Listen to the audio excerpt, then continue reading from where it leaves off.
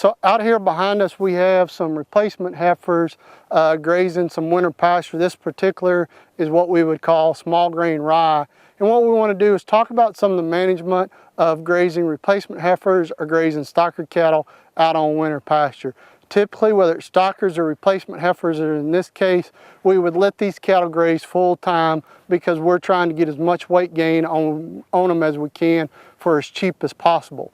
One of the things I wanted to talk about is mineral supplementation for stocker cattle replacement heifers grazing winter pasture, whether that be wheat, oats, rye, ryegrass, or a mixture of legume with one of those grass species. We want to provide these cattle free choice access to a complete mineral. And when I talk about complete, I'm talking about a mineral that's going to have our micro minerals in it. Our trace minerals is going to have some vitamins in it. And if then we want some kind of ionophore or something like that, we could also have it in there. What I look for in a good mineral for stocker cattle replacement heifers is a high calcium, low phosphorus mineral. I want something that's at least 2.5 to 1 or 3 to 1 calcium phosphorus ratio. I want as high as a calcium level as I can get, at least 15 to 16%. If I can get it a little higher, that's great. The reason being is when we're grazing these cattle out here on winter pasture, what I want to talk about is what we call first limiting nutrient, and then we'll come back to our mineral supplementation. When these cattle are grazing this pasture, they're consuming a very high quality forage. The forage is so high in quality that there's enough protein in this forage for these cattle to gain in excess of 4 pounds a day. Energy-wise, depending on the time of year, there'd be enough energy in the forage for them to gain 2.5 to 3 pounds a day. And so even though there's enough protein for them to gain 4 pounds a day, if there's only enough energy for them to gain 2.5 pounds a day, that's what's going to limit their gain, is the first limiting nutrient, which in that example would be energy at 2.5 pounds a day. However, typically what becomes the first limiting nutrient on stocker cattle or replacement heifers grazing winter pasture is actually the mineral calcium. And there's some really good work out of Oklahoma State showing that if we'll provide these cattle with a mineral supplement that has a good level of calcium in it, on average we can increase average daily gain by 1/4 pound a day.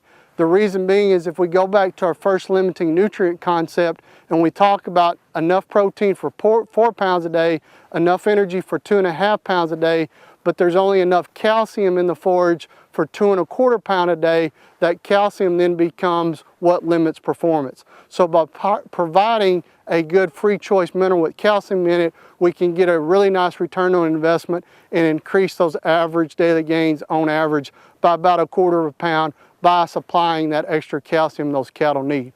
Another question that comes up with mineral supplementation on winter pasture is, what about magnesium deficiency or grass tetany?